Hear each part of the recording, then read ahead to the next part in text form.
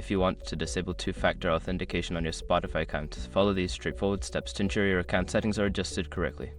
Step 1. Log into your account. Visit the Spotify website and log into your account using your username and password. Make sure you are using a secure internet connection. Step 2. Go to Account Settings. Once logged in, navigate to your account settings. You can find this option by clicking on your profile picture or username in the top right corner and selecting Account from the drop-down menu. Step 3. Access Security Settings. In the Account Settings menu, look for the Privacy or Security section. This is where you will find options related to two-factor authentication and other security features. Step 4. Disable two-factor authentication. Locate the option for two-factor authentication. There should be a toggle of checkbox that allows you to disable this feature. Click on it to turn off two-factor authentication. Step 5. Confirm changes. After disabling the feature, you may be prompted to confirm your decision.